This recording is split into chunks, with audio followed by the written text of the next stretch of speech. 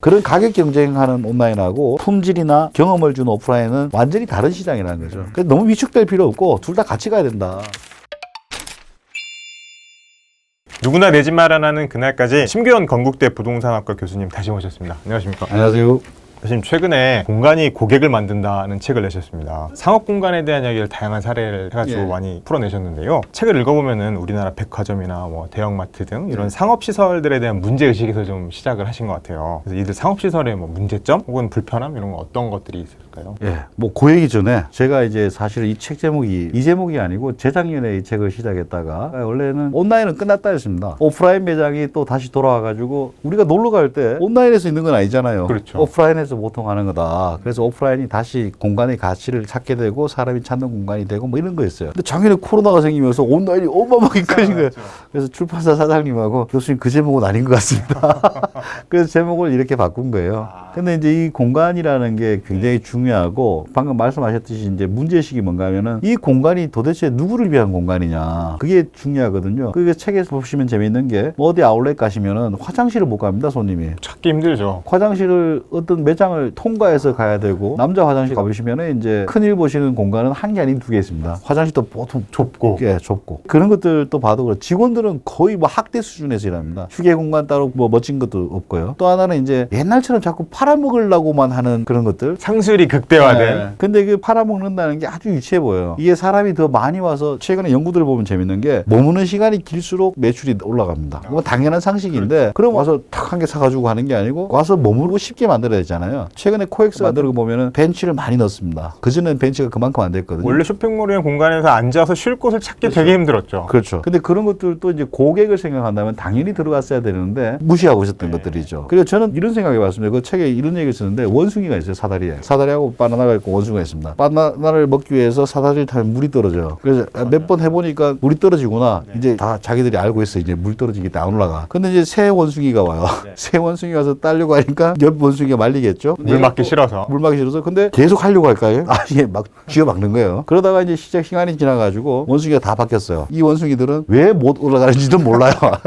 근데 올라가면 쥐어 터진다요. 타성에 젖어서 타성이죠. 있다라는 거죠. 지금 이제 오프라인 공간을 만드는 게 어마어마하게 새로운 것들을 많이 시도할 수 있는데 관성에 젖어가지고 타성에 젖어가지고 그렇다는 거예요. 특히 백화점이나 할인마트 같은 경우에는 이 사람들은 그게 달인들입니다. 어떻게 하면 많이 팔리고 어디에 배치하면 되고. 근데 디벨로퍼들이 이제 상가를 만들잖아요. 이 사람들은 도대체 뭐로 팔아먹어야 될지도 잘 모르는 사람 같아요. 그럼 이분들은 이 사람들하고 같은 전략을 취해야 되느냐. 이 사람들이 가진 거는 소매업의 어떤 영업 지식 이런 게 아니고 그냥 공간을 공급한 것 뿐이에요. 그렇죠. 그럼 그 공간에서 어떤 불편함이나 사회 문제를 해결해 주거나 아니면 사회에서 필요한 걸 공급해 주거나 그렇게 해주면은 잘 된다는 거죠. 근데 그런 큰 문제의식 자체도 없이 그냥 만들어 놓고 야 이거 옆집이 몇 평하고 평당 얼마하고 끝. 계산기만 두드려보고 그렇죠. 세우죠. 그리고 팔고 그렇죠. 공급하고. 그리고 또 재밌는 거는 디벨로퍼들은 항상 이렇습니다. 1층의 상가는 예를 들어서 평당 1억이다. 그럼 2층은 5천만 원, 3층은 3천만 원, 4층부터 2천만 원 이런 식으로 가격이 배정이 돼요. 그냥 일상적으로 계산해서 간다는 거군요. 근데 백화점은요 재밌습니다. 백화점은 그렇게 매기기 웃기지만은 1층에는 예를 들어서 5천만 원, 2층이 6천만 원, 3층이 6천만 원, 4층이 6천만 원, 7층이 6천만 원, 8층이 6천만 원, 10층부터는 이제 한 3천만 원이 떨어져요. 그 공간 만드는 사람 입장에서 뭐가 이익이에요? 그러게요. 그런 식으로 하면 대박이 나잖아요. 그렇죠. 이게 공간에 대해서 조금만 인식을 하게 되면은 어마어마하게 볼 수 있는데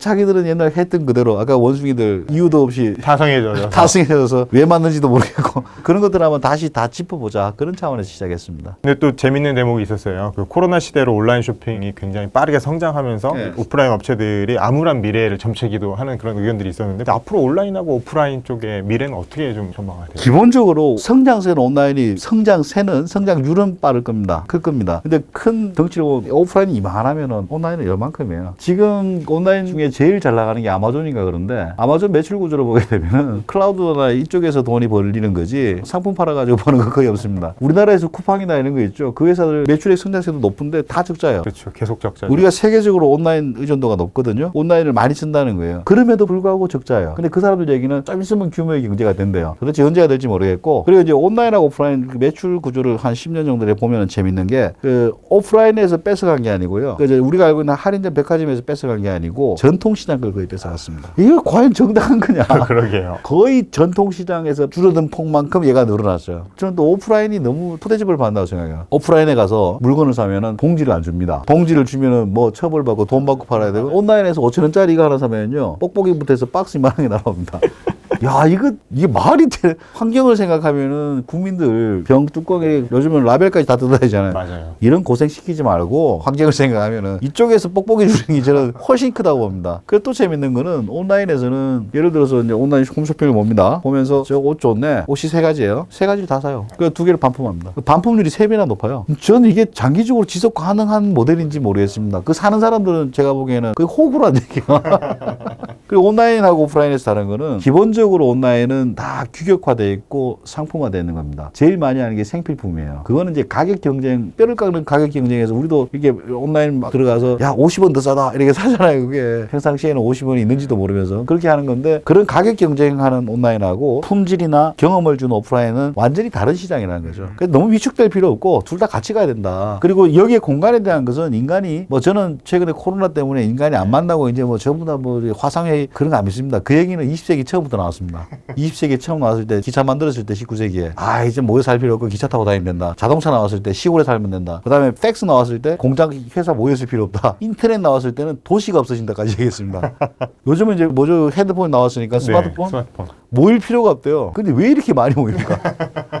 그 말은 제가 보기에는 오프라인에 대한 것은 거의 영원히 갈 것이다. 일부 호사가들이 뭐 이렇게 뭐 비중이나 종목은 모이거나 흩어지거나 바뀌겠죠. 근데 공간이라는 게 쉴 때 우리가 어디 가서 쉽니까? 체육공원에서 쉰다. 그건 이제 어르신들이 그렇고 젊은이들은 전부 다 쇼핑몰이에요. 그 쇼핑몰이 젊은이의 꿈을 거의 달성시켜주는 뭐 그런 역할을 계속하면은 더 커지는 거죠. 그래서 뭐 요즘 드림 소사이어티 이런 얘기도 하고 있고. 그럼 이제 오프라인 상업시설의 중요성은 여전히 계속 지속될 거라고 말씀하시는데요. 그러면 앞으로 좀 어떻게 이 오프라인 상업시설이 좀 더 변해야 될 것인가? 기본적으로 오프라인 그 가게가 무엇을 소비자한테 줘야 되느냐 일관적으로 얘기할 수는 없습니다. 근데 가장 쉬운 방법이 있어요. 그 시대의 정신. 시대의 정신. 지금 시대는 뭘 원하는가. 그래서 뭐 환경 깨끗한 집 이런 것도 해야 되는 거고요. 그 다음에 그 지역의 문제가 있습니다. 그 2가지는 무조건 해결해 줘야 돼요. 근데 이 2가지를 잘 읽어야 돼요. 제가 다른 컨설팅을 할 때 했던 게 시내에서 가장 필요한 게 뭐냐? 녹지입니다. 그래서 녹지를 한번 도배를 해보자. 그 뭐 제 아이디어가 반영된지 안 되는지 모릅니다. 하도 초창기에서 파크원의 현대백화점이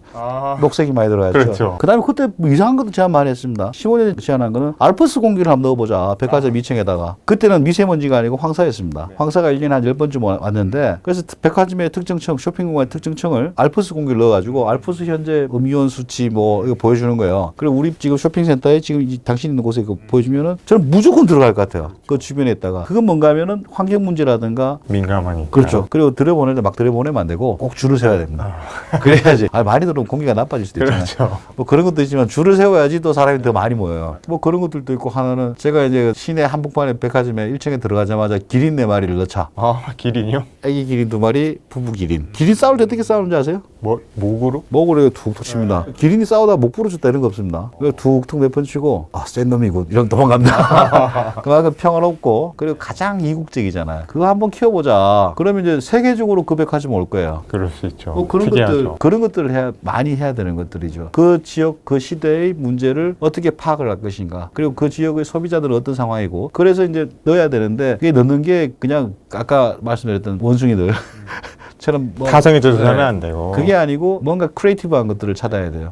거기가 좋아해 갑니다. 그걸 만들어 주자는 거예요. 그래서 꿈을 실현시켜 주자. 그렇게 주안점을 잡으면은 저는 오프라인은 계속 산다고 봐요. 근데 주는 놈들도 계속 있고 사는 놈은 계속 또 살고. 이게 사실 뭐 다 같이 잘 갈 수는 없는 거고요. 그렇죠. 그리고 그 주로 이 책에서는 주로 대형 상업 시설에 대한 얘기 많이 하셨는데요. 상가 투자에 관심 있는 투자자들한테도 만약에 조언해 주신다면 책이 없는 얘기지만 상가는 선수들 영역입니다. 일반인들을 피하시는 게 맞고요. 그리고 이제 피해야 될 게 하나 있습니다. 그 신도시나 대형 뭐 만들었을 때 그 상가는 대략 이렇게 보시면 돼요. 그러니까 10억을 합시다. 한 10억이었다. 그 상품들이 참 기가 막히게 잘 만들어요. 보통 대기업의 중견쯤 되면은 딱 살 수 있게 만들어요. 내 돈 2억에 대출 7억 뭐 이런 식으로 만들어요. 그러니까 여차하면 살 수 있잖아요. 꼭 그렇게 만들었는데 그래 10억 주고 샀다 그러면은 장사가 안 돼요. 그러다가 그 한 5억에 내놓는다 그러면 5억을 또 냉큼 사는 사람이 있어요. 그 사는 사람들도 보통 또 망할 까놨어요. 한 번 더 물렸을 때 그래서 그런 대형 상가가 생긴다 그러면은 그 상가를 사지 말고 바로 옆에 상가 사는 것도 괜찮아요. 얘가 이제 쭉 따라 올라가요. 뭐 얘가 10억이면 얘는 한 5억까지는 가거든요. 그때 한번 터는 거고. 그런 대규모 개발 상가는 굉장히 좀 리스키하다. 판교나 이런 데 뭐 큰 쇼핑센터 생기고 한 2년 지나서 더 큰 게 생기면 얘는 거의 파산 지경에 가게 되거든요. 그래서 좀 위험하다는 게 있고, 일반 상가를 본다는 거는 일반 상가는 굉장히 고생하셔야 됩니다. 뭐 소상공인 뭐 진흥공단에서 제공하는 유동객 분석 이런 것들도 하셔야 되고요. 평일날, 비 오는 날, 휴일날, 뭐 눈 오는 날, 바람 부는 날 다 가봐야 됩니다. 다 가보고 지금 주변에 매출액이 얼마냐 계산 다 하셔야 됩니다. 발품 엄청 많이 팔아야 되는 거예요. 그 복도방 사람 뭐 있잖아요. 그 중개인